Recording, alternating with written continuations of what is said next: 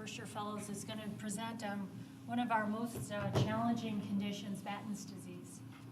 Thank you. Yeah, so the title of my talk is Batten's Disease, New Possibility in the Age of Genetics. So there's not really much mystery in the case, but I'm going to go quickly through the case.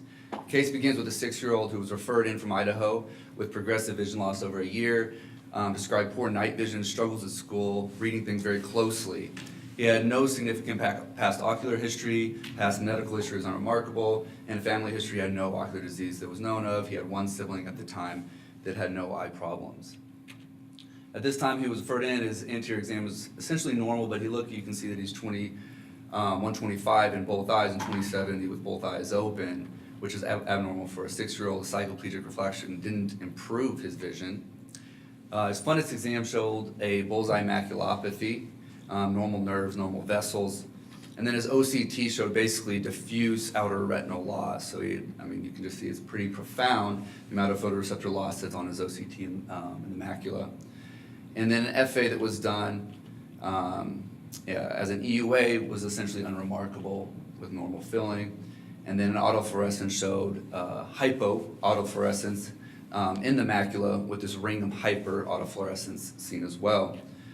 So at this time, his 6-year-old, he's losing vision. The differential is actually relatively broad, but nothing really fits perfectly. Cone rod dystrophy kind of being the highest on the list at that time with the bullseye maculopathy. But the other thing's not fitting either because of the age of presentation or the profundity of vision loss at that time or the profundity of the OCT changes. The decision was also made for an ERG and a VEP during an EUA. The ERG showed a mesopic single flash with good amplitude, but a slow peak time. The 30 hertz was poor, you can see there in the middle, pretty poor. And then the VEP showed good amplitude, but it showed a delayed P100. So the amalgamation of those results shows delayed conduction and then changes that are conducive with the loss of outer retinal photoreceptors. So made sense, but the delayed conduction also being a pertinent point. The patient then came back 2 years later with worsening vision. He's now count fingers. He has 2 siblings now, both are unaffected as far as their vision is concerned. And through this time, they've been fighting to get genetic testing. Finally, genetic testing is obtained, and the diagnosis is made that it's a Batten's disease, which is an eponym for a group of neuronal ceroid lipofuscinoses. These are a group of diseases. They're autosomal recessive, monogenic. There's actually multiple genes that have been described, and more alleles are being understood. The better the more we progress with genetic testing. The disease is grouped by type according to the age of onset and the rapidity of progression. And so you can see the 5 types listed there. The symptoms start generally with vision loss, and then they kind of progress to epilepsy and other neurodegenerative symptoms. The important thing for us as ophthalmologists is they often present to us first. And traditionally, or meaning still now, up until this point, whenever you make this diagnosis, it's quite tragic because you're telling a parent that this kid who comes in who is losing vision is not only going blind, but they're dying, and they're going to die a pretty tragic death. And there's nothing that can be done about it. And depending on the age of presentation and the type of disease they have, it can be fairly rapid.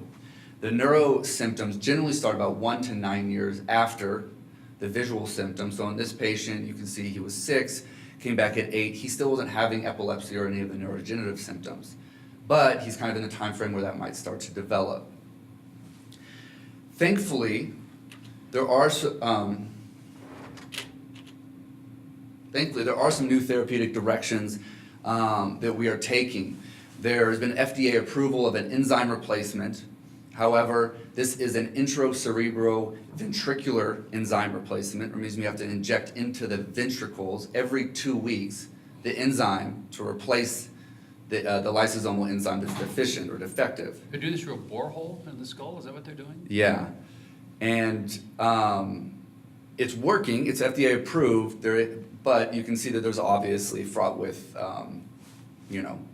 safety issues, and the frequency is problematic. Immunosuppressive agents have been studied, Cellcept in particular, although the results have not been promising. Some have shown suggestion of benefit in delaying it. It's obviously not curative. but other studies had not shown much clinical benefit. Gene therapies and cell-based therapies, which you can see the distinction over in the diagram, are a little bit more promising for this disease. We understand the genetics. We don't actually understand the intracellular pathways and kind of basic pathophysiology of the disease, which has made the classic approach to drug delivery or drug development difficult in this disease. So, in 2008, actually, the first genetic therapy trial was tried with Batten's disease, particularly with the CLN2, which is a late infantile version of this disease. So, it was an adeno-associated virus vector, much like what Dr. Calvo was discussing, and they chose the late infantile version because it is an lysosome enzyme deficiency rather than one of the transmembrane protein deficiencies you can see in some of the other versions of the disease, which made it a better target or easier target initially.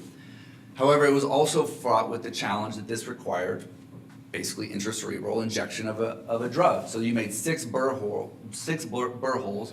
The MRI shows the places that the virus vector was injected. The process was essentially injecting into the cortex where those little circles are, trying to hit a sulcus, and then withdrawing a little bit, injecting the remaining portion of the drug. They did 10 patients. The initial study had some serious complications or adverse reactions or adverse events, I should say, but they didn't actually think this was related to the procedure. It's important to note. They thought this was actually probably just a manifestation of the disease as it progressed. However, you can still see that that is a challenge that requires a 6 burr hole procedure with kind of bimodal injection of a virus vector. The other problem that they noted was there's no control, and then there's no CNS biomarkers to monitor success, essentially. What they tried to do was use MRI imaging to monitor whether there was a slowing of progression. And overall, it showed that there was a suggestion that it slowed progression of the disease, but we needed additional studies to look into the safety and efficacy of this method. The other problem that was really importantly for this study was they needed wider distribution. You can see that if you inject the virus vector in those 6 places and it doesn't diffuse or transduce throughout the rest of the CNS, it's not really affecting the actual disease because it's a broad CNS disease. However, almost a decade later, some new promising genetic therapies have emerged in other diseases that are similar. So in 2017, there was this publication in the New England Journal of Medicine, which was a single-dose gene replacement for spinal muscular atrophy. This is an intravenous adeno-associated adenovirus vector, serotype 9, and it was used in a disease that has clear correlate to Batten's disease, progressive monogenic motor neuron disease. Onset is in infancy, and a slow or a quick progression to a need for ventilation and quick death, actually, as a child. They did it in 15 patients. It was an intravenous dose. The serotype 9 being an important thing to remember is what they're using. And they showed that all 15 patients were alive and event-free of 20 months of age, which essentially this is only would be expected in 8% of that same cohort, that they would be still alive and ventilation-free at that age. So pretty substantial results shown there.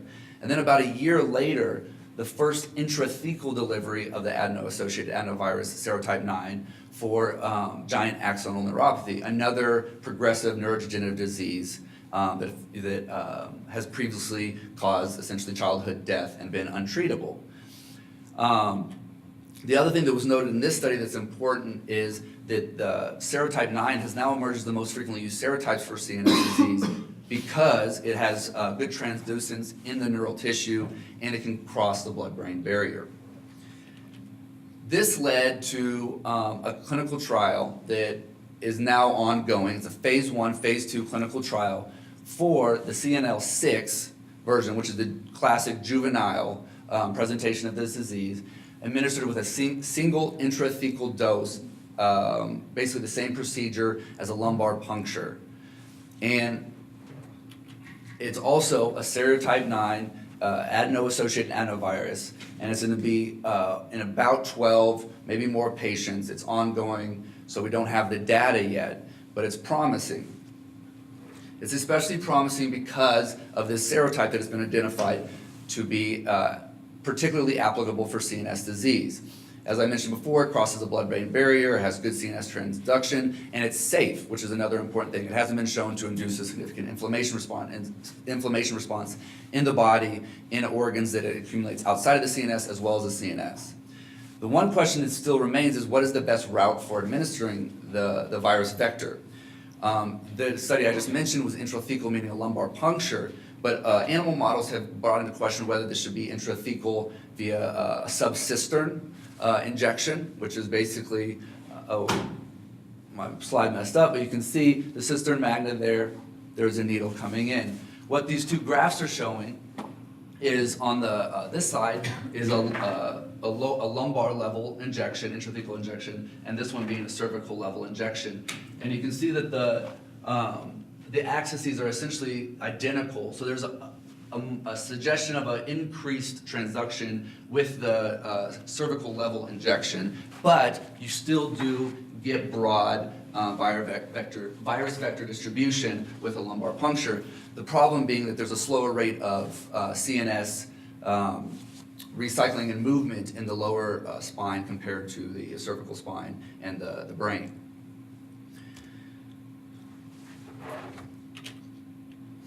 Projecting forward, the big questions will be how do we find a therapy that not only reaches the CNS but also can treat the eyes? Because right now, these therapies that are being studied are only expected to really slow or halt CNS disease. The vision loss still would occur. The need for rapid early detection is particularly important for treatment because you want to get these patients before symptom onset. And then there also needs to be a more international collaboration to find a natural history or to create a natural history database. This is going to be important for understanding the disease, but also for developing an ethical framework for having control groups in clinical trials moving forward.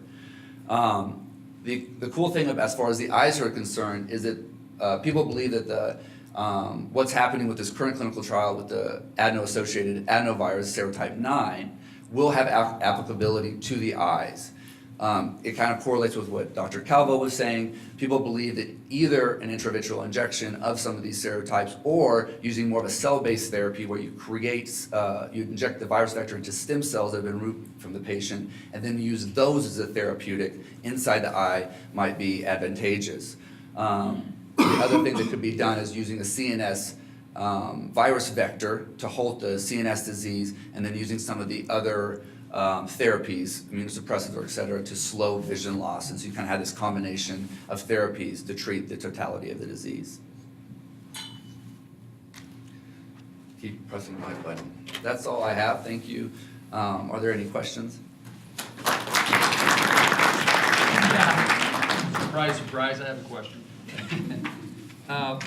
Do we know if you have one of the known genetic defects that it's 100% penetrant? I don't think we know that for sure because you're only. I'm talking about those. I mean, it's yeah, like we know studying they have to be studying the homozygous siblings. because it's a recessive, right? Yeah, it's an autosomal recessive. So Emily might be able to if better. because I mean, it's amazing how there are examples where there are people who clearly, do have both genetic defects but don't get the disease in some instances. I'm just wondering. In this Do we disease know how that happen. penetrant this combination is? Yeah, for CLNs, we think it's completely penetrant. It's 100%. Yeah. But the problem with knowing that is we're only testing in patients who manifest disease. You've got to go families and check a whole Yeah. bunch of people and pedigrees to be And able like to even figure just it out. trying to check this patient's family, insurance won't pay for it, so you have to find funding elsewhere to even try genetic testing of the family members. So this is an assumption that the parents are carriers. There's an assumption that there's a 1 in 4 probability of the other kids getting it, but these are all assumptions because the only people who are getting genetic testing are those with disease manifestation. So that's why I think to me, it's an assumption at this point, but it's likely. That's been studied, hasn't it? I'm right here. That's You're known looking at me. information, right? Yeah, so CLN is still a spectrum, so there's a number of genes, but for CLN3, CLN6, and CLN2, They certainly have done sort of segregation analysis in families to determine that.